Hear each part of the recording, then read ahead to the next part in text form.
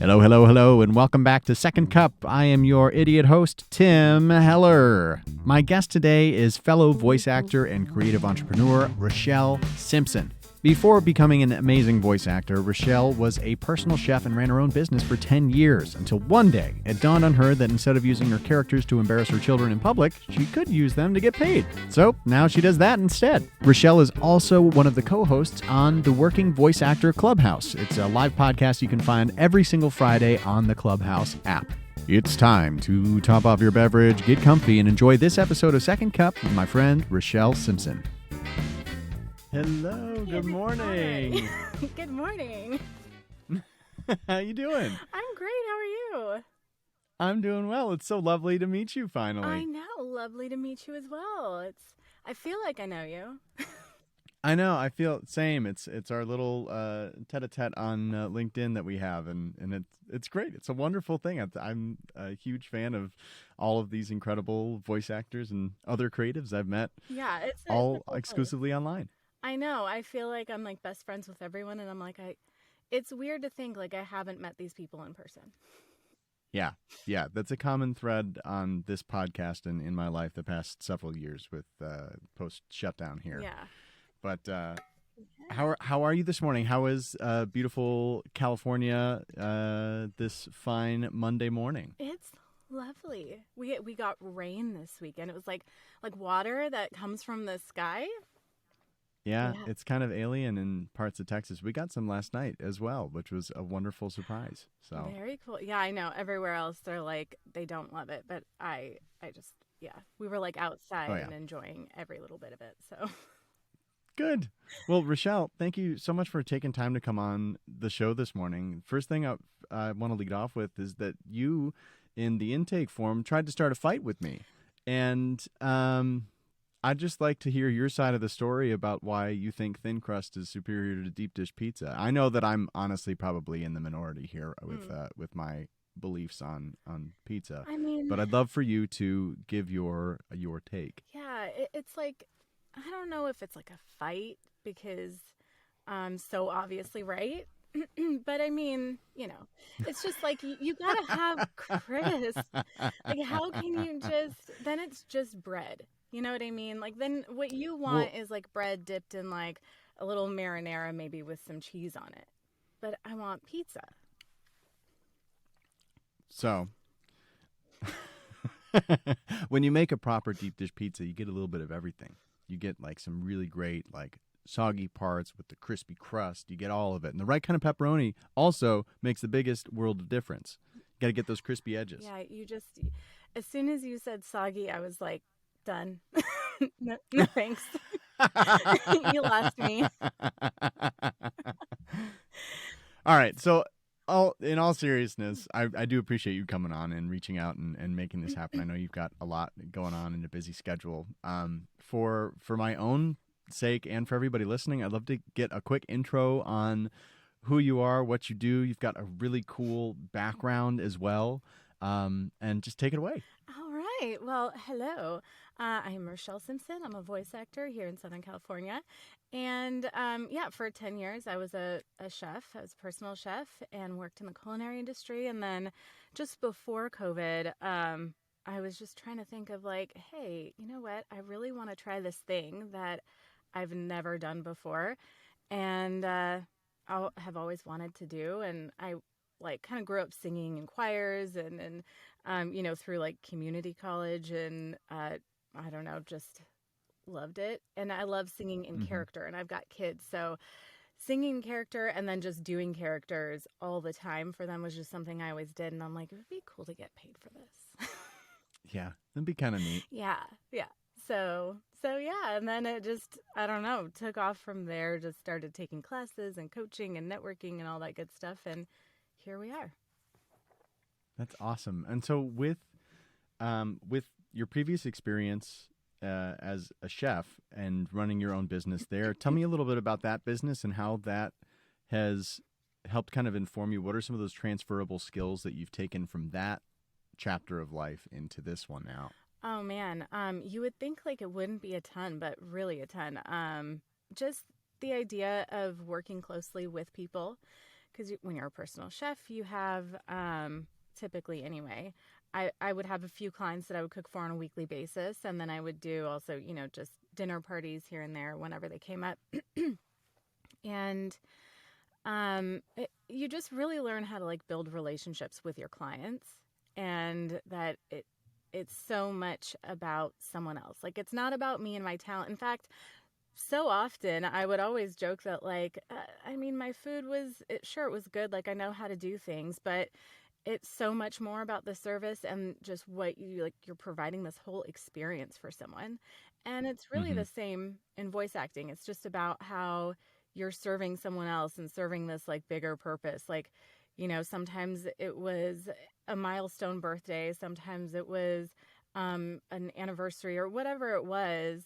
And it's about that. It's not about me, as a Mm-hmm. chef. And I feel like that's really the same when it comes to voice acting. It's just so much more about everything else, not really about what I can do and me like showing off something or other.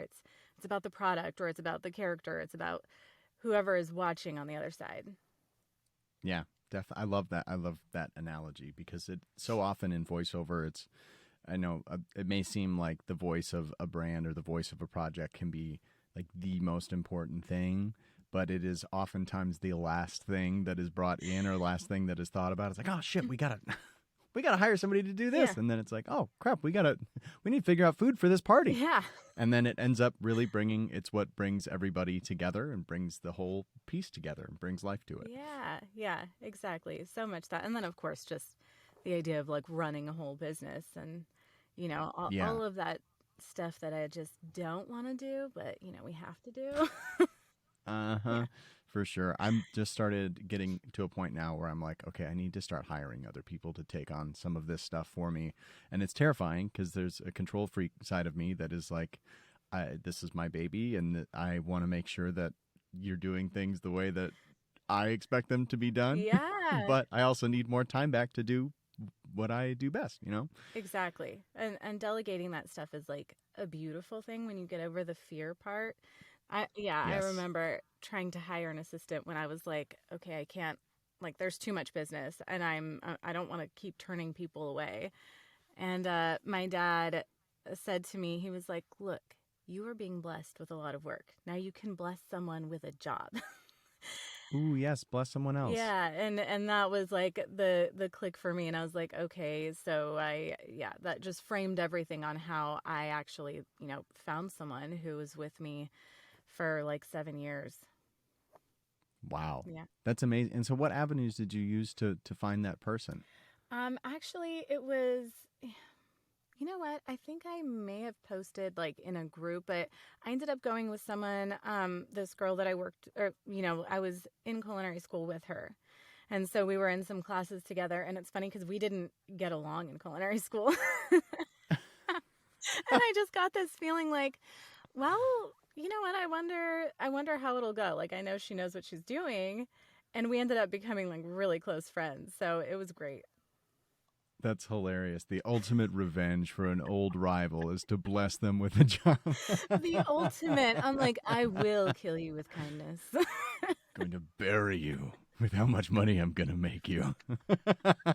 I'm going to teach you everything you need to know to do this on your own. That's amazing. That's so cool, Rochelle. That is really, really awesome. And so when you decided to take the jump into voiceover, what was that voice in your head or that feeling in your stomach that made you feel like, yes, I want to do this? And what were the first steps that you took? Oh man. Well, when I was starting out, and just in true me fashion, where I'm a total anxious mess and I'm a perfectionist and I've got to like, Amazing. I just have to like make everything, I don't know, more complicated than it is, really, is what I'm trying to say. Sure. So I was like, okay, well, first, let me find out if I'm any good. Let me take some classes. And I found there was this local studio, and I'd signed up, and then everything shut down. And I was like, shoot, I don't know what to do. And luckily they went online because of COVID. So, Mm-hmm. which worked out even better for me because with the kids, it was just too hard to actually like go to a physical, location. Yeah. Yeah, and I was getting really good feedback. I mean, they were They're definitely old school. They were vets in the industry. But I was just so, like, I just felt that feeling, that we get when we're voice acting. Like, you're just like alive, and it was so fun. And I thought, okay, let me just keep pressing into this. And before I did any kind of, hey, I'm a voice actor, I took like probably a year and a half, like almost 2 years of classes just to be like, are you lying to me? Like, are you sure that I'm good at this? That's awesome. Dang, good for you. And what kinds of classes did you take? Were those all group classes? Were they individual coachings? Was it all one genre, or how did you approach that? Everything. It was like through that first class, they had probably 6 classes. They started with like just like intro basics. They did a commercial class, a dialects class, a narration class, an animation class, and then at the end, when you had done everything, you got to take like this 3-week kind of Disney intensive with David Wright, who's the Oh, fun. I know, right? And I'm like, he was amazing. And then when he gave me good feedback, I was like, okay, I guess I'll like, I should probably continue to pursue this. yeah, like, okay, it's not just fun. I can actually do it. So yeah, I did that, and then like just improv classes, and I was still chefing at the time, so all day long I would listen to like podcasts and audiobooks and things just to figure out, like, just fill any of those holes. So if they said I needed improv, I would go take an improv class. If they said I needed whatever, I would do that. And then all the while, like, getting back into singing and taking, like, coaching, singing coaching, and that kind of thing. So everything. That's awesome. Dang, you went in and you did it. And that is kind of, at least when sorry, my dogs are barking. One second. Forgot to close the studio door once. That's okay. All right.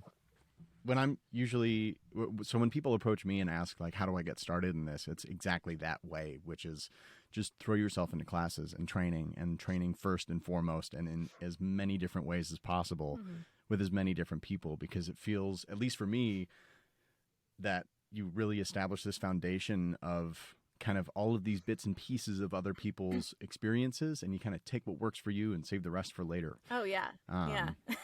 Like, you figure the rest improv out, as you go, but you've got to have the skills down first. Exactly. You'll never be fully ready until you are like actively failing forward with everything. But that's awesome. Well, thanks. Again, it's the perfectionist in me, because it was almost like shocking when I found out that people just like buy a mic and sign up for a pay to play and just start auditioning, and I was like, what? Like, yeah, that's one way to do it, and I know that there are people out there who have approached it like that and are either doing it as a side hustle for fun and making money, or fully supporting themselves having done that. yeah, And it's exactly. there is no 1, 2, 3, or 4 ways to get where you want to get doing this job, especially now that it's so much is remote. Oh yeah. Like fully remote. Yeah, it's accessible for sure for everyone. And yeah, that's kind of, it was more of a shocker just for me, like, oh my gosh, could I have done that? But no, again, I'm anxious mess over here. I got to make sure I can't just. Hey, sometimes anxiety can be a superpower, and it can guide you to some wonderful places of where you need to be. Yeah. And other times it just needs to be quiet. And I feel like mine needs to be quiet more often than not. We're in the same place. And so are you in your studio right now? Okay, so I'm in my closet studio. Yes. Closet studio is still a studio. It is. Yeah, no, totally. I want a vocal booth that's upstairs right now that I'm working on getting a little more treatment in the room that it's in. Okay. And wait, you won a vocal booth? I won a vocal booth. I won an LA vocal Reverse. booth. Tell us that story. Yeah. Okay, so I'd posted a video on LinkedIn that people can like check out. I was very emotional at the time. I was actually in the midst of recording an audiobook, and I kept hearing these jets flying like over my house. We're close enough to an airport, but they're like private jets that are just constantly over the house. So anyway, I'm like sitting there waiting again, and I'm like, seriously? And then I see like I have a missed call and a voicemail from a New York number, and I listen, and it's Joan Baker of Sovas. Oh, chill. Right? And I'm like, why is Joan Baker calling me? Did I do something wrong? Like, you know? So I'm listening to the voicemail, and she's just like, "Oh, call me back." And I'm like, "Sure." And I call her, and she's like, "How are you doing?" And, "Well, you won a booth." And I'm like immediately just like tears, like, "What?" So I had purchased a ticket to Sovos last year, which was online, and Okay. everyone that does that is entered into a drawing, and I happened to win. So Oh my gosh. amazing, right? Heck Yeah. yes. So, and but you said it's one of the LA vocal booths. Mhm. So is it okay? One of the double walled. It's single. What is it? What are all the specs on it? Just because I love hearing everybody's booths, and I'd nerd out about that stuff. Well, it's a single wall, and I think I need to upgrade to the double wall, because which I'll explain in a minute. But it's beautiful because it's baby blue, and it's like, oh my gosh, it's so, and Oh it's wow. got a window. Like I have a window in my door.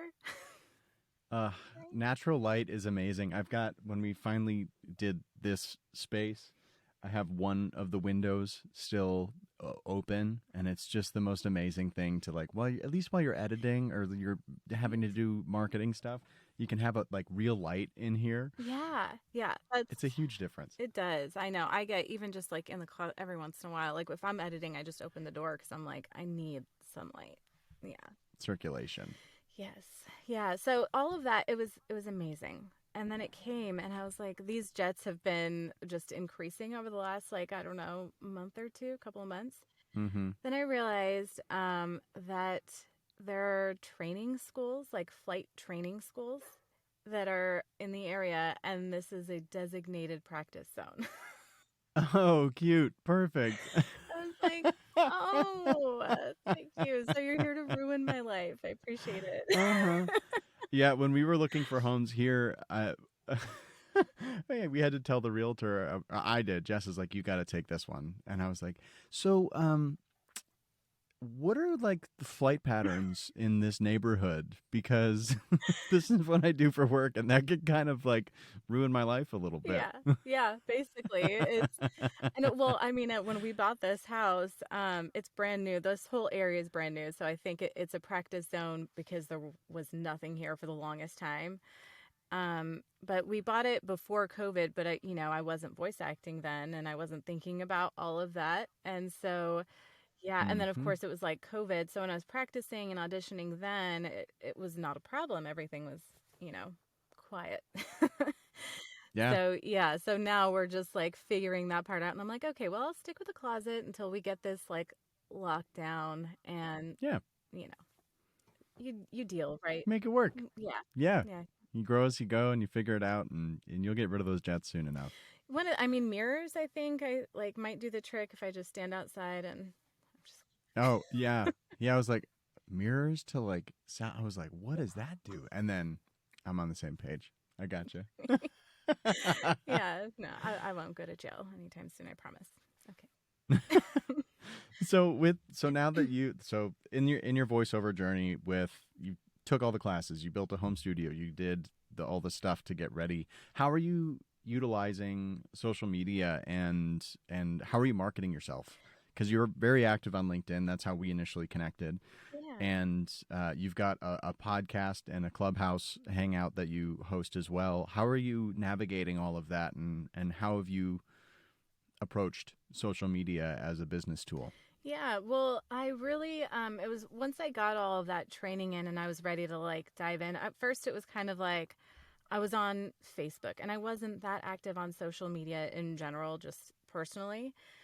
And I found like all the voice actor groups on Facebook and just kind of at first was lurking just to see what's what and would search and just kind of seeing like what it's like, what the industry is like, what are the people like. Mm-hmm. Everyone in voice acting is pretty kind, I've found. It's Yeah, people are I'd say 99.9%. yeah, and there's a lot of great talent out there. You learn too that the competition is fierce. Like everybody is talented. Yeah.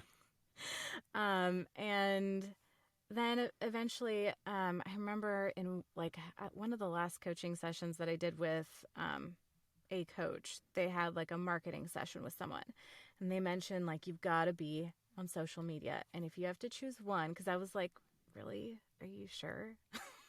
Yeah. Gross. Yeah. And then he said that, if you got to pick one, you only have time for one, choose LinkedIn. So I did the same thing. I was like lurking. I kind of had to revamp. Everything was still chefy that I just hadn't touched Mm-hmm. in like a decade. And yeah, and then just kind of dove in and realized like, oh, I like doing this. I really, really like writing content. I like relating to people. I like meeting them and talking to them. And that eventually led to the Clubhouse, which has just been a super fun thing to do. And yeah, I've met legitimately like my closest friends now on LinkedIn. That's so sweet. I know it's funny how it works out, right? You just start with like one comment and then it's a DM and then you guys start. I've it's back and forth with like I've got a handful of folks that I never gamed online before and then one of my friends I started gaming online with and I was like, "Oh my gosh, who am I? But this is amazing." Yeah, basically, you're like, who even is this person? Like, I hated social media not too long ago. now Uh-huh. now it's like this whole serious thing, but it's just come like, I don't know, it's such a cool place because we have this community now, and we had like a mental health and VO chat recently, and Oh, awesome. yeah, that was really, really cool. I mean, we had replays off for that when people shared sensitive things, but just the number of people that came up and talked, and it was, I don't know, it felt kind of like, oh, people like trust us with this stuff, and it was it was cool.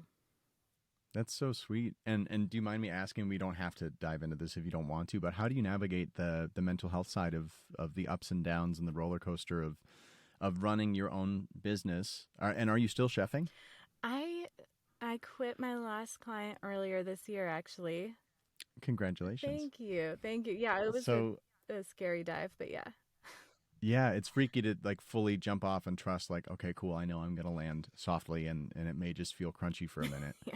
But how have you navigated the mental health side of running a business and being a mom and all of your other responsibilities as that in Yeah. the industry? Well, I'm always learning, I feel like, but I go back a lot to when I started chefing, and just Hmm. I try to think, because I was so, I mean, at the time too, I was a single mom when I first started chefing. And so really, I mean, like when you have kind of in your bones, like you're just naturally like hustling all the time, like it's harder to turn it off than it is to turn it on. Mm-hmm. You understand, then you can lead to burnout, pretty quick, or just where you're like constantly like on edge, like what am I missing? What's next? Because the work is never done. It's never going to be Yeah. all done. And my biggest thing has been like, okay, when I recognize that there are a million things to do and I feel it all bubbling up, I have to remember nothing terrible is going to happen if I don't do this right now. Nothing terrible is going to happen if I like cross these things off my list and say, I'm just not going to do them. You know, Yeah. like I want to hang out with my kids, and I don't want to be doing this all day, every day until, I'm losing sleep and then losing my weekends, because at the end of the day, what's it for if I'm like not, enjoying everything else in my life? Yeah. So finding those things that are important and urgent and getting those done and just trying to trim the fat on the pressure that you're putting on yourself. That's amazing. That's something that my wife has really helped me with a lot and is putting in perspective every day, helping me with guide that just because I cannot speak to being a single parent and being a chef at the same time and running a business like you. That is a whole nother level of very important and urgent things to do. But just from my experience doing this kind of stuff, you really do have to prioritize and cut yourself some slack Mm-hmm. because there are a lot of really loud voices that can come up in your head and externally saying you need to never stop working. You need to always be hustling. You need to always be doing X, Y, and Z and killing yourself to get where you want to get. And for the first couple of years, I felt that, and I was really trying to do that. And then there was one night where my wife said, Tim, you got to decide if you want to be that guy or not. And I was like, well, what do you mean? Like, of course I do. And she's like, you're answering calls at 9:30 at night and getting up from the couch after we have gotten ready for bed, and you're taking calls and you're jumping in the booth. Like, do you want that to be your life? And I was like, oh man, No, I actually don't. Yeah. I want that balance. Yeah. Well, because I mean, sure, like you can love it all the time, but there can be a point where you can start to resent it and you're like, it's great, but at the same Hmm. time, like I don't know if there you feel that kind of dissonance inside, you're like, okay, well, maybe this isn't how I want my life to be. Yeah, and so do you when you start to feel that feeling of resentment? Because I've absolutely felt that before too, or that resistance to get like to sit down and do the work I know I need to do. How do you get past that? What are some I don't want to call them like tips and tricks, but what are some tools that you use to kind of push past that outside of Mhm. just what's urgent and important? Yeah, well, I don't feel like I've gotten too much with voiceover. Like I don't resent it yet. Hmm. That's a great thing. Yeah, because that's kind of what I with chefing. It wasn't even really like a resentment. That was a whole nother thing. Actually, totally ties into the Minnesota experiment. By the way, it was just a weird coincidence. Oh yeah. Yeah. But I really actually like earlier this year when like I am part of this community business group that meets on a monthly basis. And in December, they were like, write down your goal for next year. And everybody's like, meet this much yearly, this, blah, blah, blah, blah. And I'm like, have fun. Like, love what you do by next Mm, December. So that yes. was my number one thing. And I was like, I don't want to be overwhelmed with like, oh my God, I'm not going to reach this goal because that's always the way I've lived my life. Uh, yeah. So yeah, that's where I'm at. Just focusing on having fun. That's a beautiful place to be. And I think everybody could use a little bit more of that, whether you're doing voiceover or you're in sales or whatever you're doing. If it's possible to have more fun, have it. Yeah, totally. So, one of the things that you wrote in what you wanted to talk about today that I love, where did it go? You said something about how to direct market ourselves without writing "me make pretty voice, hire me now." And Yeah. what I love about that is that it's a distilled message, right? And so Mhm. when you're marketing to somebody, you need to be very short and succinct. And I kind of coach people to say, like, you have three things that you need to say: why I'm in your inbox, what problem I can solve for, or what value I'm going to provide to you, and what I need you to do next. And so, what I'd love to hear is I forgot I wrote that. I saw that last night when I was writing down some notes, and I was like, this I really like this. I might have to steal this. But so what has been your approach to those off, like, for me at least, like, I hate writing direct marketing emails. I've done some really cringy direct messages in the past. I've stopped in the past couple of years because I'm just like, I need to find a different way to do this. But how do you approach direct marketing and emails and cold calls and stuff like that? Oh man, yeah. Oh, other than I talk pretty, job please. Yes. Yeah. Yeah, it's really like I am a big fan of comedy, obviously. I find that if you can make people laugh and really just, connecting with people on a personal level is always my number one. It's like, Mm-hmm. when you talk to them and you're personable, and people hate cold calls or they just, they get really nervous about that kind of thing. But I don't know, I love it. Like I love talking to someone on the other line, and it's so rare actually that I've ever called someone and they're like irritated that I've called. I think it happened once and she wasn't even like mad. She was just like busy and in the middle of something and she was like, "Okay, just send me an email." But every other person has been incredibly kind. Um Wow, that's awesome. yeah, and so yeah, you can't cold call like 1,000 people at the same time where you can like mass send these emails. Mm-hmm. But if you're going to email them and you're like, thanks so much for taking my call and giving me a couple minutes of your day, I really appreciate that. It just sets the tone for the rest of the email. So I found that to be kind of helpful. Um, and when it comes to being online and just your social media presence, I actually rarely I feel like post about voice acting like specifically like what I'm doing.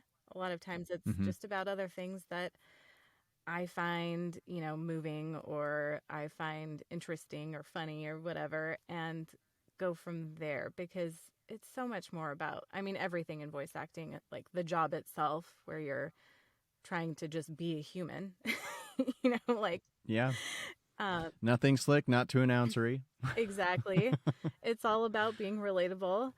So, yeah, that's kind of how I approach everything is it's just be yourself. You don't have to like put anything on. That's what our whole Hmm. clubhouse is about too. Like we're one of you.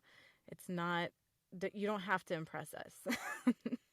Yeah. Can you dive more into your Clubhouse chat too, and the hangout that you guys have, and where people can find it and when? Yeah, so every Friday it's 9 a.m. Pacific, 12 Eastern, and it's called The Working Voice Actor. And it's myself, George Novick, and Megan Selke. And every week we have a different voiceover topic. And then the last Friday of every month we have a game day where we play just like a ridiculously fun voice actor game. And people join, like, if you've ever been on Clubhouse, they're not even, it's global. So people from Yeah, I mean, you can just kind of fall into a room and not know what's happening. exactly. And that's happened. And we just have random people come in and play, but it makes it so much more fun. Kind of What are some examples of some of these games? like we've had bring any household item. Well, we usually have like a Google Drive with a bunch of pictures in it in case people don't have access to something, but we're like grab the closest thing to you and read it like a romance novel. Like it can be your Prozac bottle, it can be like anything in the world, and just read it like a romance novel, and we just are in tears from laughter by the end. I bet. It's so funny. So, yeah, things like that, or like just bad direction, or reading 1-star Amazon movie reviews. Oh, beautiful. That one's good. That one's really good. And you're like, And that's such a great idea for people too who are like, I don't have ideas for content. It's like, great. Well, then there's free shit you can read online. Find something that you think is funny, and record yourself, and then boom, you got it. yeah, exactly, and that's it. And we don't the game days. I mean, I don't know if this is going to change. I don't know. Don't quote me on that. But right now, it's not recorded because we were like, we don't want you to feel like someone's going to come listen to this and be like, that was a terrible read, you know? Yeah. Yeah. So it was always, and we started off too with like this evil alter ego game. I think that's what kicked it off, actually. We had people read their LinkedIn bio as their evil alter ego. Oh, fun. Just, I want to see some like C-suite folks read their bios like that. right? That's a good idea. Oh my gosh, that could be a whole podcast by itself. A whole nother series. All right, it's done. Second cup next year, 2023. C-suites read their LinkedIn bios Yeah. 3 different ways. Yeah, exactly. Just say what you really mean. Yeah. Yeah. Yeah. Even if it's, I've never seen this, somebody else wrote this for me. This is my first time on LinkedIn. Yeah, you're like, well, but I just told them that I'm awesome and I wanted them to convey that. So I guess that's what my bio says. Perfect. Me talk pretty. We talk pretty. Money, please. Yes, thank you. Money, please. Well, Rochelle, before I wrap things up officially, I have a couple of quick fire questions for you, if you don't mind. Yes. All right. Just 2 to 3 word answers, whatever comes to front of mind first. What is a nickname you had as a child? Row. Just row. Who inspires you right now? Oh, my babies. The babies. What is a piece of content that you can't get enough of right now? It can be a podcast, TV show, book. Oh my gosh. Well, my favorite podcast, other than this one, is No Stupid Questions with Angela Duckworth and Stephen Dubner of Freakonomics Awesome. Radio. Oh, sweet. Very nice. Okay. I have to check that out. I have not listened to that yet. Oh, it's the best. And the question that started the fight, you can only have pizza one last time. Where from and what's on it? Oh, okay. Well, there's a place by us actually called Effing Good Pizza. And I would just do cheese and Sounds pepperoni. promising. It is effing good. Classic pep. Good. Accurate branding then. Yeah. Well, Rochelle, thank you so much for coming on. I'm going to post links to your Clubhouse and to all your social media and everything for where people can connect with you in the description of this episode. So if you're listening and you want to connect with Rochelle, It is all below. Make it nice and easy. Thank you again for coming on Second Cup. And I know this is just the first of many times that we'll have the opportunity to hang out. Yeah, thank you so much for having me. This was so fun. And I love the podcast. If you guys are not subscribed, you need to subscribe. Thank you so much. Thank you. You heard it here, folks. Subscribe or else Rochelle will come and find you. I will. Have a wonderful rest of your day, and I'll talk to you again soon. All right, you too. Bye. Bye. Thank you so much for listening to this episode of Second Cup with my friend Roshelle Simpson. You can follow her mostly on LinkedIn at Roshelle Simpson, or you can follow her on Instagram at Roshelle Simpson VO. Also, please check out her website, RochelleSimpsonVO.com. As always, this episode would not happen without our incredible Second Cup team. From Arai Productions, we have Alberth Bursey and Sarang Sharma, and my amazing producer, Julia Shepard-Morgan. Thank you all so much for making this happen every week, and I could not do this without you. If you've been listening to this podcast in audio only on platforms and thought to yourself, wow, it would be amazing to have this on video, well, today's your lucky day. We have all of the video versions of these interviews on YouTube and on Spotify, so please like, subscribe, and leave a review wherever you are consuming Second Cup. Tune in next time for another incredible conversation with a really cool person. Toodaloo!